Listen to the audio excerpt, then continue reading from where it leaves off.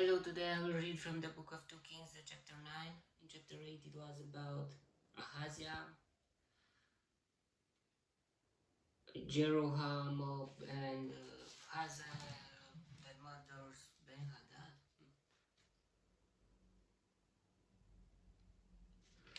I don't remember. The Shunammite land restored. I don't remember much, but let's continue. The prophet Elisha summoned a man from the company of the prophets and said to him, "Tuck your cloak into your belt.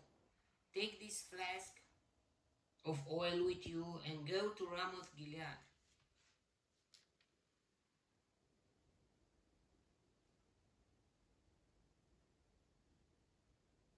When you get there, look for Jehu, son of Jehoshaphat,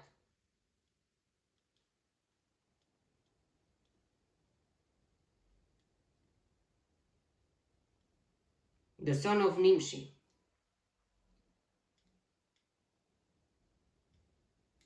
Go to him, get him away from his companions, and take him into an inner room.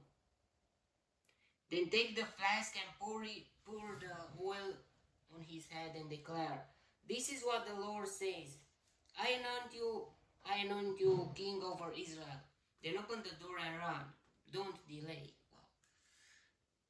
I think English language miss the sh word. They have say hash, but sh. Yeah, they can improve from our language.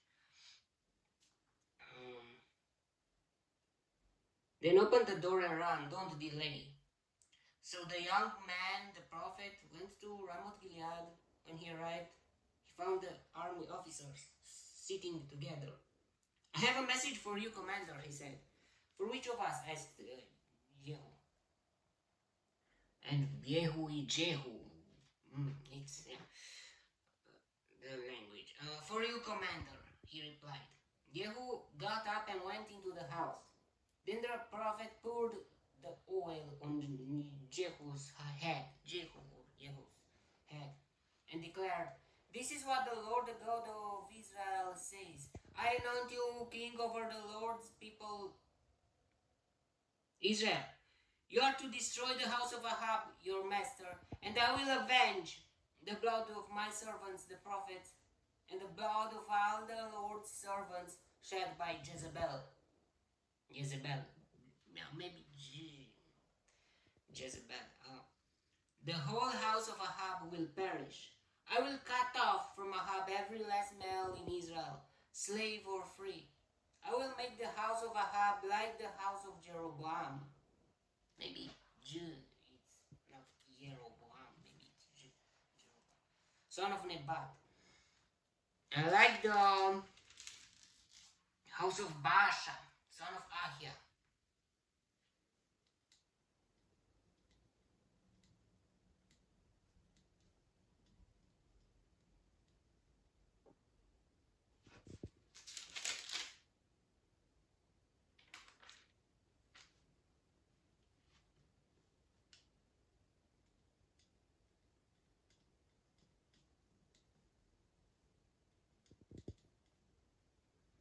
As for Jezebel, the dogs will devour her into the plot of ground at Jezreel, and no one will bury her. Then he opened the door and ran. When Jehu went out to his fellow officers, one of them asked him, "Is everything all right? Why did this madman come to you?" "You know the man and the sort of things he says," Jehu replied. "That's not true," they said. "Tell us." Jehu said, "Here is what he told me. This is what the Lord says. I anoint you king over Israel." They hurried and took their cloaks and spread them under him on the bar steps. Then they blew the trumpet and shouted, "Jehu is king." Wow. They had Jehu had friends who supported him. So Jehu son of Jehoshaphat, the son of Nimshi, conspired against Joram. Now Joram. And all Israel had been defending Ramoth Gilead against Hazael, king of Aram. But King Joram had returned to Jezreel to recover the wounds the Arameans had inflicted on him in the battle with Hazael, king of Aram. Jehu said, "If this is the way you feel, don't let anyone slip out of the city to go and tell the news in Jezreel." Then he got into his chariot and rode to Jezreel, because Joram was resting there, and Ahaziah, king of Judah, had gone down to see him.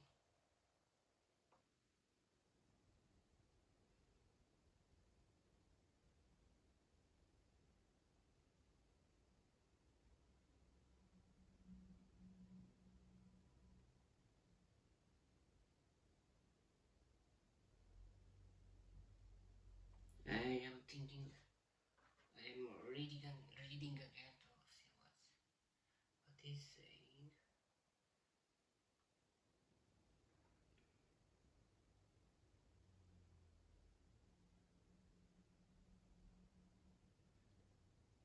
Then he got into his chariot and rode to Jezreel, because Joram was resting there, and Ahaziah, king of Judah, had gone down to see him. When the lookout standing on the tower in Jezreel saw Jehu's troops approaching, he called out, "I see some troops coming."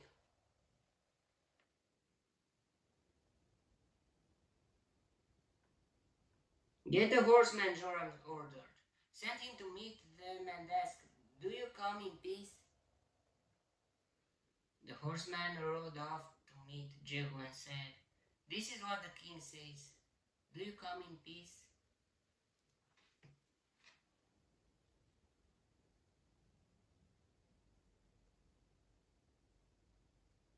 The horseman rode off to meet Jehu and said, "This is what the king says. Do you come in peace?"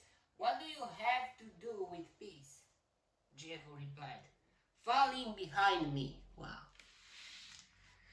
The lookout reported, "The messenger has reached them, but he isn't coming back." So the king sent out the second horseman. When he came to them, and he said, "This is what the king says. Do you come in peace?" Jehu replied, "What do you have to do with peace? Fall in behind me." The lookout reported, "He has reached them, but he isn't coming back either." The driving is like that of Jehu, son of Nimshi. He drives like a madman. "Hitch up my chariot," Joram ordered. And when it was hitched up, Joram, king of Israel, and Ahaziah, king of Judah, rode out, each in his own chariot, to meet Jehu.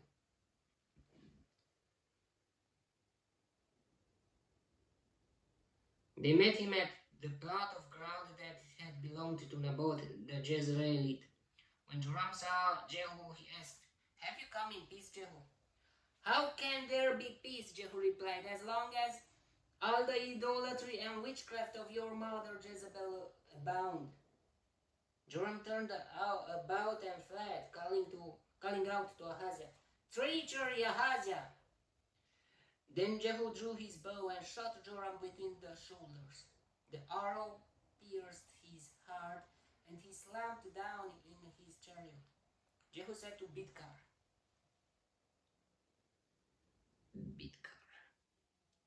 his chariot officer,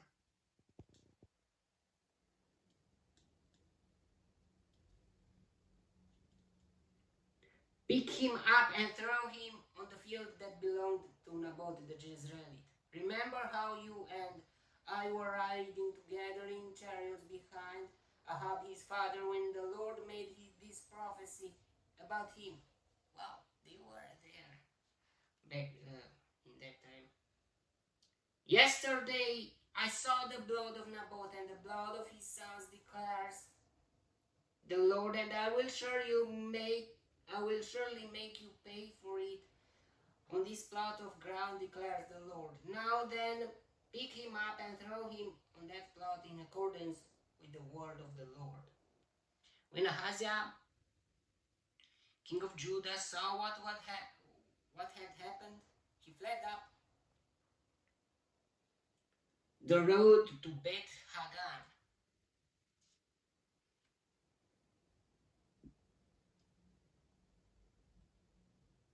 Beth Hagan. Jehu chased him, shouting, "Kill him too!"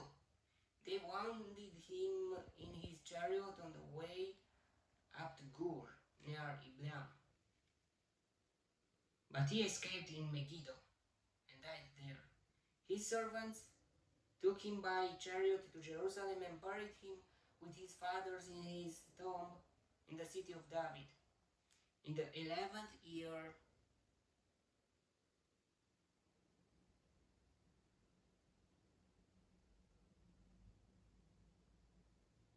to Ahaziah.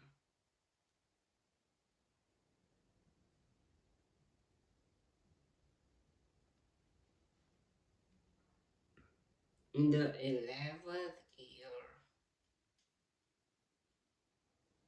of Joram, son of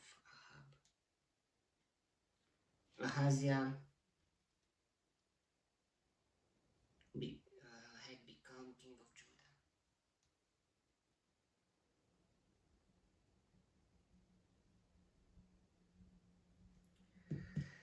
Then Jehu went to Jezreel.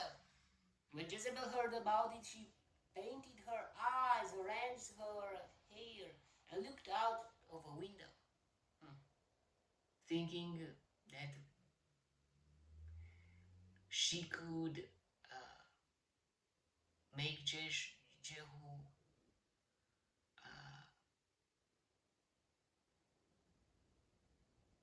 to like her. I don't know. Maybe she was nice. She was a princess, and not a princess, the wife of a king, and yeah, but now she was old, but I don't know.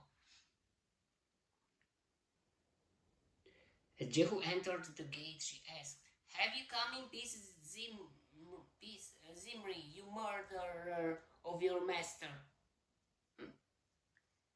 Is that an adjective or a good thing or a bad thing? He looked up at the window and called out, "Who is on my side? Who?" 2 or 3 eunuchs looked down at him. "Throw her down," Jehu said. So they threw her down, and some of her blood spattered the wall and the horses as they trampled her underfoot.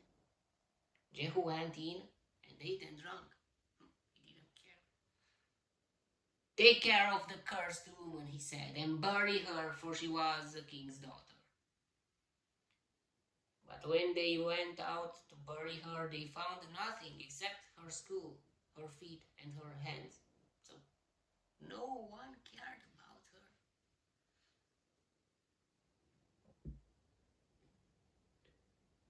They went back and told Jehu, who said, "This is the word of the Lord that he spoke through his servant Elijah the Tishbite. On the plot of ground, and Jezreel dogs will devour Jezebel's flesh. Jezebel's body will be like refuse on the ground in the plot and Jezreel, so that no one will be able to say, 'This is Jezebel.'"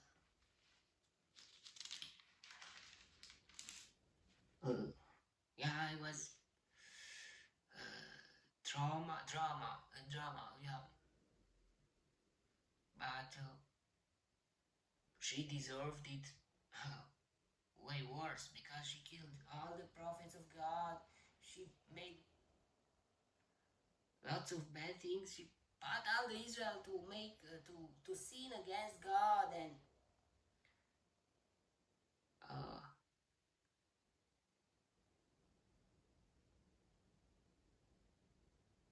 the punishment will be after resurrection. But yeah. Okay, that was the chapter. Sometimes God is punishing us here too.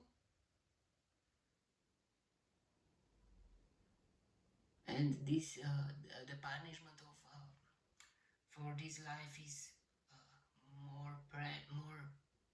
You can escape from the eternal penalty.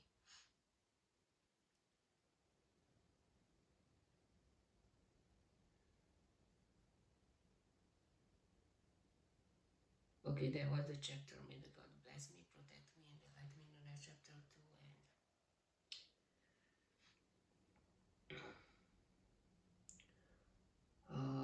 well, what can I say is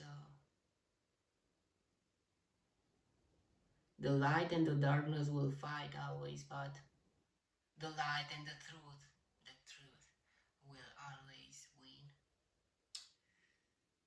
Okay, that was the chapter. May the God bless me, protect me, and enlighten me in the next chapter too. And if you want to, you'll see me there too. God bless all and goodbye.